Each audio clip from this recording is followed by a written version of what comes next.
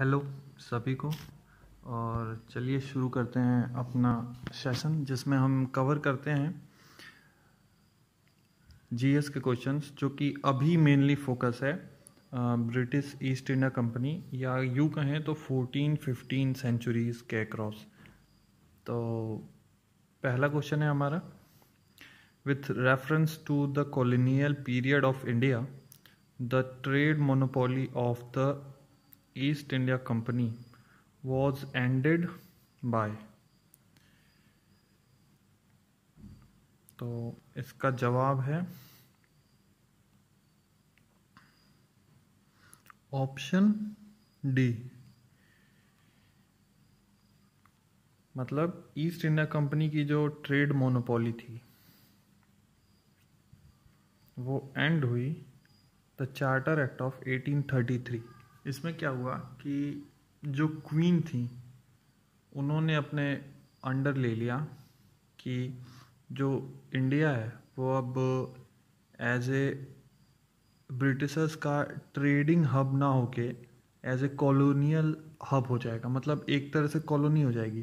पहले जो ब्रिटिशर्स आए थे वो ट्रेड पर्पस से आए थे, लेकिन अब मतलब चार्टर एक्ट ऑफ 1833 के बाद जो इंडिया है वो एक तरह से ब्रिटिशर्स की कॉलोनी हो जाएगी। अब वो उनकी ज़मीन हो जाएगी, एक तरह से वो वहाँ शासन करेंगे। अब व्यापार नहीं होगा, अब शासन होगा इसके अनुसार। चलिए अब अगला क्वेश्चन देखते हैं। In 1717 who among the following Mughal emperor had used the royal edict to allow the business privilege to British East India company. मतलब इनमें से कौन सा मुगल शासक है जिसने एक रॉयल पास दिया था ब्रिटिश ईस्ट इंडिया कंपनी को फ्री ट्रेड करने के लिए? तो इसका ऑप्शन है डी, फारूक सियार। फारूक सियार ने जो है रॉयल पास अलाउ किया था ब्रिटिशर्स को बिजनेस करने के लिए। अगला क्वेश्चन देखते हैं। Why did Dutch East India company fail to maintain its influence in India?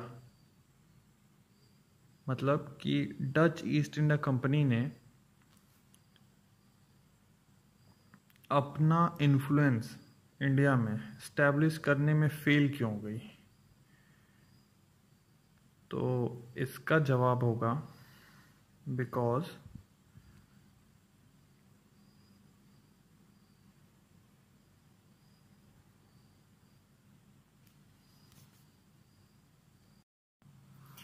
जो डच गवर्नमेंट थी वहाँ पे, मतलब वहाँ पे मोनार्की सिस्टम था तो वहाँ किंग थे, तो उनका इन्फ्लुएंस कंपनी में बहुत ही ज़्यादा था। मतलब ऑप्शन बी है कि there was a growing interference of Dutch government in the company's internal affair, जिसके कारण बहुत ही एफिशिएंटली काम नहीं होता था, बहुत ही ज़्यादा रेजिस्टेंस था, इसलिए इतना ज़्यादा तरक्की नहीं कर पाई Dutch East India Company India में। अगला क्वेश्चन देखते हैं। Who granted the permission to establish the first British factory at Hooghly in Bengal? मतलब बंगाल में किसने सबसे पहले ब्रिटिशर्स को परमिशन दी थी? हुगली में, बंगाल हुगली में सबसे पहले ब्रिटिशर्स को किसने परमिशन दी थी फैक्ट्री इस्टेब्लिश करने के लिए? तो इसका आंसर है शाह शुजा। शाह शुजा ने जो है ब्रिटिशर्स को सबसे पहली हुगली में फैक्ट्री इस्टेब्लिश करने के लिए परमिशन दी थी। अब नेक्स्ट क्वेश्चन है। The first definite step to provide parliamentary control over the British East India Company was taken by? The first definite step to provide parliamentary control over East India Company, मतलब East India Company पे parliamentary control establish करने के लिए किसने, मतलब कौन सा इससे एक्ट है जिसने parliamentary control British East India Company पे इस्टेब्लिश किया था? तो इसका ऑप्शन होगा B, the Pitt's India Act of 1784। Next question देखते हैं।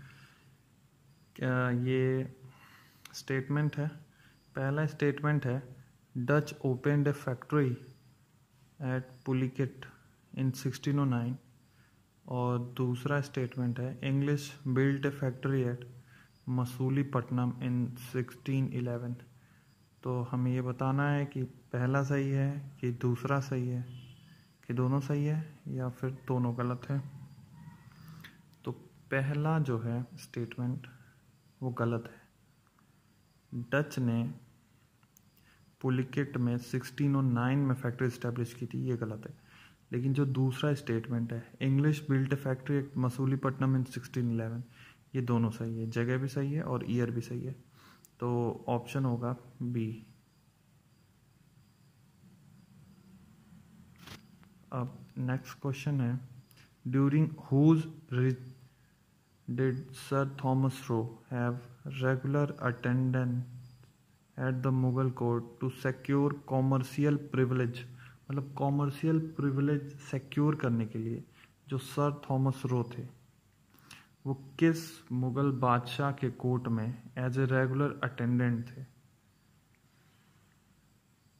तो इसका जवाब है ऑप्शन बी, जहांगीर। जहांगीर के टाइम पे सर थॉमस रो थे और वो जहांगीर के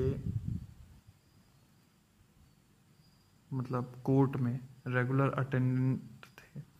नेक्स्ट क्वेश्चन है was Francisco de Almeida. Francisco de Almeida कौन था? तो जैसे कि नाम से ही पता चल रहा है ये एक फ्रेंच था, सॉरी ये एक पुर्तगीज था, पुर्तगीज वॉयसरॉय था इंडिया में।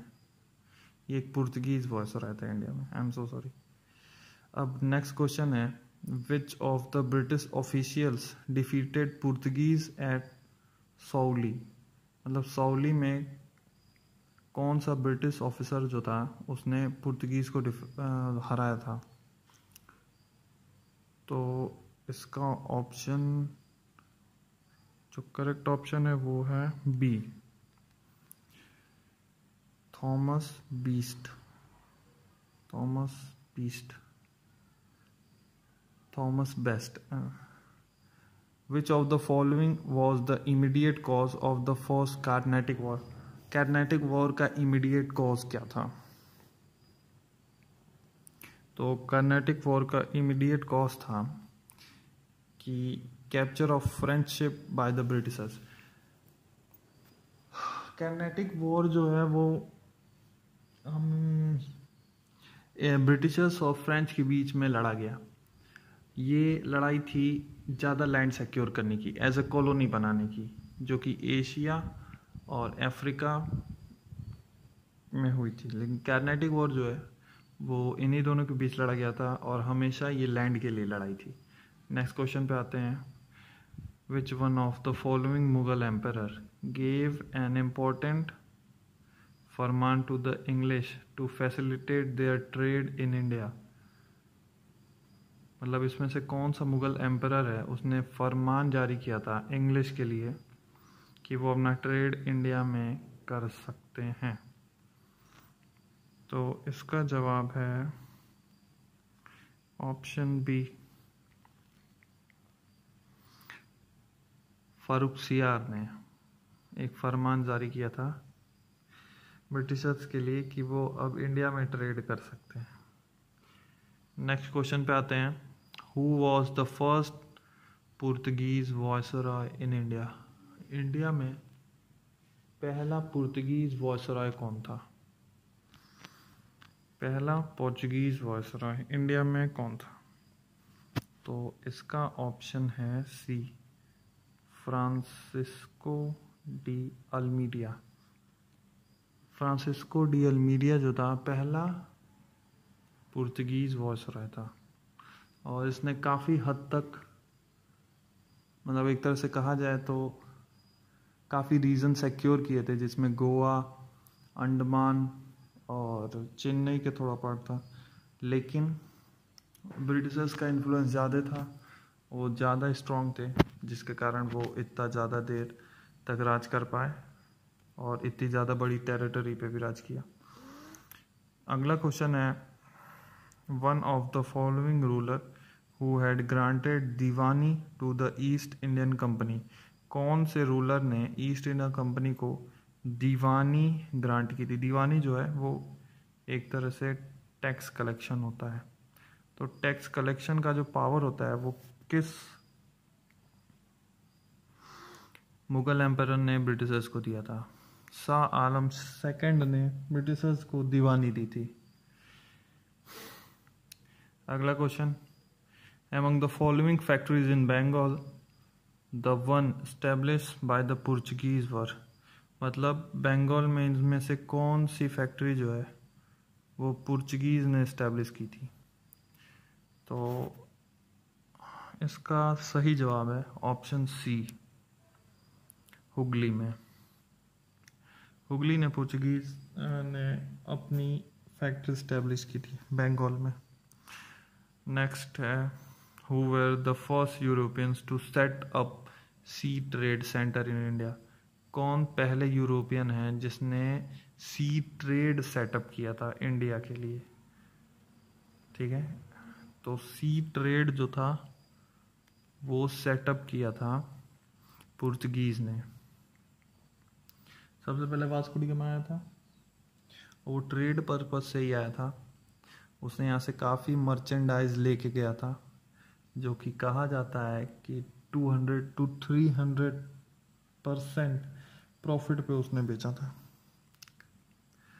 नेक्स्ट है, which English governor of the East Indian company in India was expelled by Aurangzeb. मतलब औरंगजेब के द्वारा कौन सा इंग्लिश गवर्नर था ईस्ट इंडिया कंपनी का जिसको एक्सपेल किया गया था, निकाला गया था?